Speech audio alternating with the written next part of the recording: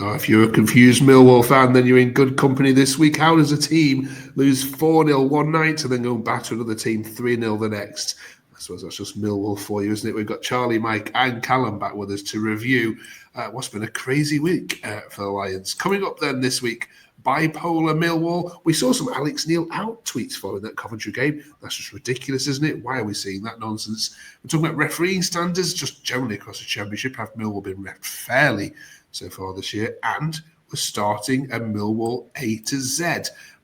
Who or what should represent the letter A in the history of Millwall Football Club? We asked AI and it came up with this fella. I'm sure our panel can do a lot better. Get your thinking caps on for that. Right, let's kick this off then, Charlie. Oh, God. Where do you even start with this week? I mean, from the ridiculous to sublime, literally, from Coventry to West Brom. What'd you put that down to? Oh, do you know what it is? It's just Millwall, to be fair. Like, I will go in there Wednesday. I thought, to be fair, up until the Kramer mistake, there was nothing really in the game for both teams. Once they got the first goal, they kind of then steamrolled. And again, a few mistakes. But it definitely wasn't a 4-0 game, but the scoreline says that otherwise. And then, Saturday, if sold out then, I'm expecting another loss, to be fair. But we turn up and we do what we normally do. We win at home, and maybe not as 3-0. I'm used to a 1-0, but I get used to them 3-0s, to be fair. But yeah, it's just a usual week as a Millwall fan. We lose one week, we win the next. It happens. Yeah, that was echoed very much in this tweet here. Scott PB says Jekyll and Hyde 3. Where the F did Jed go there? No, you can't miss a trick, can you? You Millwall fans, poor old Jed Wallace. Right, Mike. Yeah, what made the difference then from Wednesday to Saturday? I think it was mostly down to tactics. I think Alex got it wrong on Tuesday, which he admitted in his interview. He said that we tried to keep more possession against Coventry to not let them have the ball. I think Coventry are probably a top 2 or 3 side this year. The amount of goals they're running away with the goal difference stats. To try not to give them the ball, to let them to score. And as Charlie said, I think it was a pretty nothing game up until the mistake. And then kind of similar to what happened at Middlesbrough, and then kind of what happened with Wrexham. Once they got the first goal, there was always going to be a second coming unless we equalised, and then a third. And it just sort of snowballed a bit out of control. We didn't really have anyone to bring us to take the scruff of the neck of the game, to really pull us through Coventry. And then we made 7 changes for West Brom, and I think we played a lot more different. We had less possession and sort of got back to what worked for us in pre-season. Yeah, I mean, the scoreboard, the new Den, Callum, was rarely seen 3 up on it, has it? I mean, you didn't really score that many. When was the last time you sat there and then watched such a one-sided game as Saturday? Do you know what? I can't remember. No. I can't remember, to be honest with you. I think normally it's probably 1 or 2 goals between us and another team normally. But yeah, no, it was really nice to see 3 goals for a change and a clean sheet, which was nice. But like relaying what the boys have said, really, I can't really say much more than what the boys have said, other than, it's just a typical Millwall week, really, where you're thinking of the worst going into the Coventry game, obviously, after the win against Watford, which was a good result, but not really convincing performance. But I was expecting a loss on that Coventry game, I must be honest, and especially in the form that they're in at the moment. But yeah, no, I think with the game on the weekend, I thought we played really well. Some parts I was watching it thinking, oh God, like this might go either way. But I think every single home game we're going into now, us fans are thinking we have to get the first goal.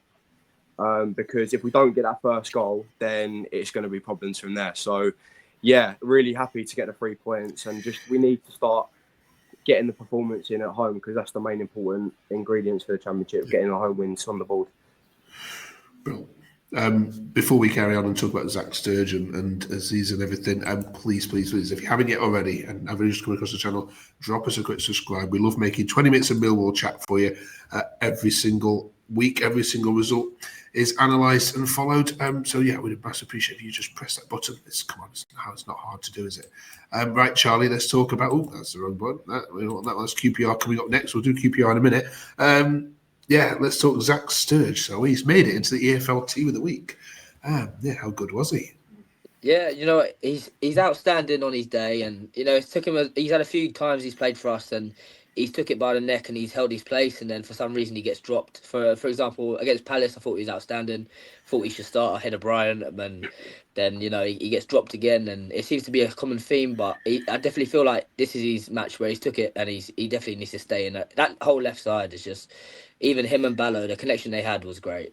So I couldn't say more. He pretty much rounded off the whole game. The finish for a left back was unreal. I think he was a bit dumbfounded by the fact he was in that position himself, but he done well, to be fair to the boy. Yeah. Mike, lots of fans are shouting out the fact that the reason you won it was because Aziz was putting it back on the pitch. Do you agree? Yeah, to be honest, we've been plagued with injuries this year. I think, like, if you go back 2 weeks ago, we probably had 6 starters out of the team. I think Aziz, to be honest, when he first joined, I was not a fan. I didn't think he was up to championship level, and then he's really turned it in the last sort of year or so and made me eat my words. But he was brilliant. He has that sort of missing piece of just composure on the ball for crosses. They're always very dangerous. We have a Mac who was benched, who played well recently as well, but he doesn't seem to get any of the assists or goals to his name, whereas Aziz just has that sort of flair and skill and link-up play that he just dominates whatever side he's on, left or right. He just looks comfortable and willing to beat a man and track back as well, to be fair, when needed. Cheers for that. Up front, Callum, where are we now between Kundal and Ivanovic for you? I knew he was going to ask me this question.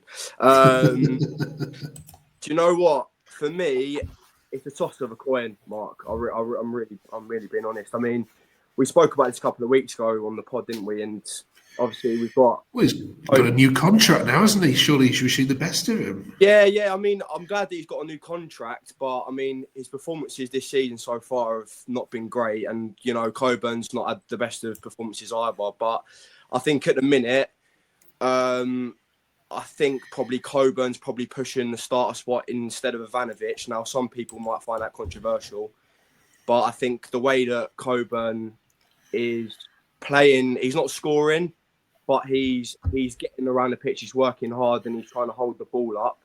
But, I mean, all us fans know, Coburn does get a little bit, tugged and pulled around and stuff, and he looks quite weak at times. So, for me, probably Coburn gets the edge at the moment, but again, you've got 2 strikers there that are worth like 20 million each, 15 for Ivanovic or 5 for Coburn. So at the minute, they're both not performing. They haven't scored many goals, so I think they need to start putting performance into us fans, because at the minute it's a bit of a debate on who starts, who doesn't.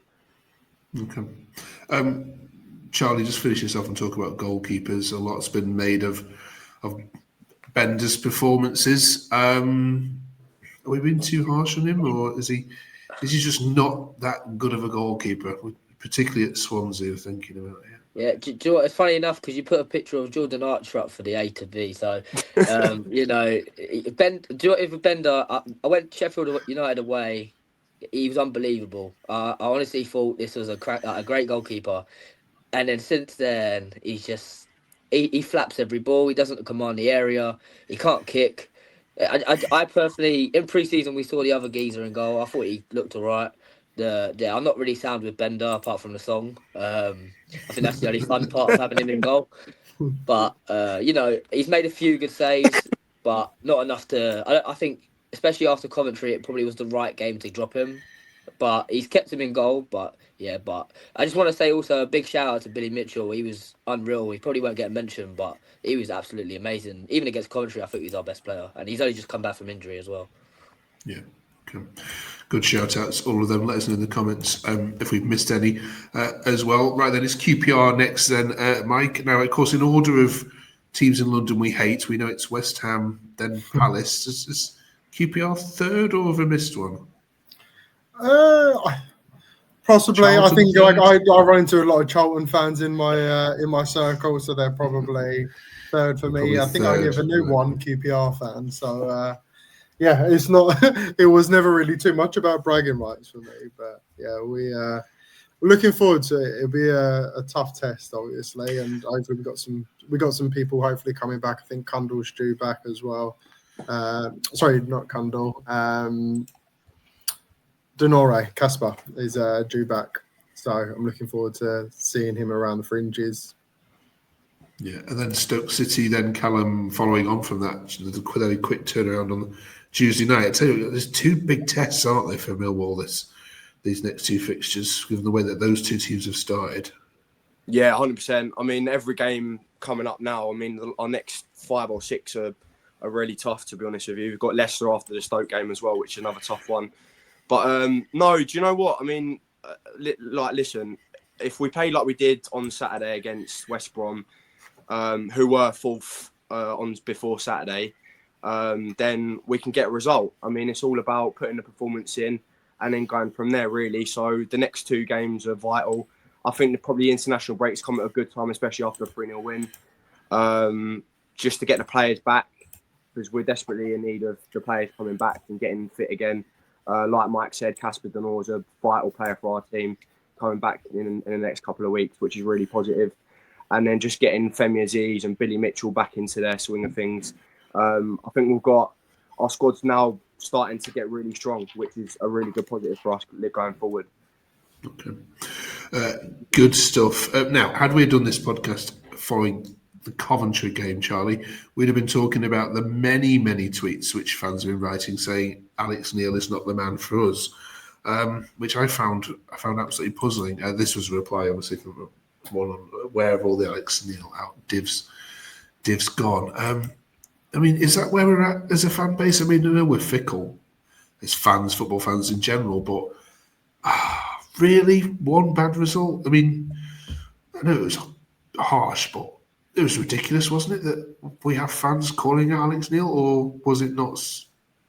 Was it for you more understandable? No, it was definitely. It's one of them ones where I think away form, obviously we're unbeaten, but we don't expect to keep losing at home. I mean, I definitely don't think he should have been in the conversation to be getting sacked. You know, since he's come in, especially before the start of this season, you know, he had the most points after Leeds and Burnley last season. So it's been an amazing turnaround for when he's come in.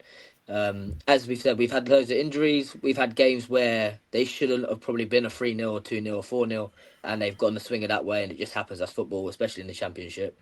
But yeah, I would never have thought about him going. He's definitely got a hard run, and you know, if we would have lost Saturday, I do think the conversations would have been started. But I definitely don't think he's nowhere near that yet. Yeah, Mike, do you agree? Yeah, completely. I think it was one of those things where you're on aggregate. It'd be 9-1 in 3 home games, which is a lot when you're going to the games and you're having to actually sit through. And I think a couple of the results, like Charlton, for example, I didn't really feel like we was in the game for 75 minutes. And I think it's just a lot of pent-up frustration. I think there's a lot of frustration around injuries, how many key players are injured. And, you know, although we've got a very good bench and sort of big squad now, that we do miss those key players, even like Doughty, who's been out for so long now. He's going to feel like a brand new player when he comes back to fitness. And yeah, I think it's just losing a little bit of perspective on a bad of we weren't getting the wins at home, and then with some poor performances away, even with the points, it felt a little bit deceiving, and the points total flattered us a little bit, I think. Okay. Brilliant. Thank you, both of you. Very quickly, Callum, on referees, we were having a quick chat across the whole of the 24 clubs to see where we are. How fair do you think Millwall have been refed so far this season? Have we got any good ones that you've seen? No, I think it's been shocking, to be honest. I think some decisions that referees have made throughout the whole of the league has been terrible, to be honest. I mean, I think the penalty that we should have had against Watford, if I can remember rightly, that should have been a Stonewall penalty, which was on TV as well. that should have been a penalty, and the referee just didn't even notice it, but which was mental to me, even watching it live. So, yeah, I mean, yeah, the referees for us have been a bit, but they always are, Mark. I don't really see how it can get better, really, if I'm being truthfully honest. I don't know whether the boys agree, but I think we're at that stage now where, yeah, you could say that, most teams get it, but I think for us, we've had some decisions go against us this year where we could have, obviously, maybe it could have changed the game or something like that. But yeah, I think refereeing in general throughout the league has been quite shocking overall so far this season, but that's just my opinion anyway. I'm not a big fan of them, but yeah, I think Millwall would actually benefit with the likes of VAR at times. I think a lot of referees have something where they come into the den, it's going to be feisty, so they kind of have to make sure they're, in their own decision makers in the moment, and big decisions never tend to go our way. Put it that way. Especially against Cooper. Yeah, true. Yeah. He puts his hands on anyone, it's a foul. They tag him to the floor, wrestle him, throw him on the floor. It's nothing. It's just. Yeah. Okay. Right. We don't want VAR, surely, though, do we? Right. Let's move on to our final item then. And we're starting this week the A to Z of Millwall FC. Basically, here's how it works. We've got 26 letters to run through, starting with A all the way to Z. We want one entry per letter. It can be a player, as long as their surname begins with A, or it could be a manager, a chairman. It could be a match that we've been to. So, yeah, we'll be thinking of letter A. What do we think of for Millwall? So we asked AI, and a bit surprisingly, it came up with Jordan Archer, as you already mentioned before. I'm sure everyone watching this will be thinking of someone that's contributed a lot more to Millwall history than Jordan Archer. Charlie, can you kick this off for us? Yeah, do you know what? I'm happy you started with me because it's someone I've watched pretty much when I was a kid. He epitomises everything that is Millwall, and it's Jimmy Abdu. It just has to be, that goal away against Leeds, just him popping up in the midfield every day. Like, it was just amazing, especially growing up. And, for me, watching Millwall throughout my whole life, he was always a mainstay in the team. He literally epitomised everything that was Millwall, and everyone loved him. He loved Millwall. It just had to be Abdu. Okay. Callum? So my one is for the people out there, Millwall fans out there. So my one, I went for. I've done my research for this, Mark. You might like this one. So it's it was the Arsenal versus Millwall FA Cup replay in 1995, where we won 2-0 at Highbury for George Graham's against George Graham's Arsenal, where Mark Beard and a certain Mark Kennedy scored for Millwall that day. So, yeah, I'm going to go for that one. All the older fans will like that one. So, there you go. Cracking bit of research. Right. Mike? When did you find out about doing research on this? I'm going to go the easy way out. I'm just going to say Aziz, and the history is that he's there. I think he'll be the difference this year in top 6. If we can keep him fit, I think he'll be the game changer for us at the moment. But. Bill, okay. I'm going to throw one in for you as well. What about the academy, or the recent Millwall academy? And if you watch Arsenal at the moment, I think Eze is just ripping them up, and potentially he's going to be the difference in them winning the league, isn't it? And when you think back to that, you created him essentially, and others as well that we're now watching in the Premier League. I think the Millwall academy is probably one of the strongest we have around, isn't it? We'll give that a shout as well. Right, in the comments then, you can help us out here. Some of the older Millwall fans, I'm sure, watching this will be going, come on, they've forgotten about. Let us know. And 2 weeks' time, we'll be doing the letter B. I think that's a little bit easier, that one. So join us for that. As also we look back, of course, as our trip to QPR. Thanks, Charlie. Thank you, Mike. Thank you, Callum. Brilliant as always, you three. We'll see you in 14 days' time. Thanks for watching. Press that subscribe button. We're looking for 400. Help us get there. Cheers for watching. Ta-da.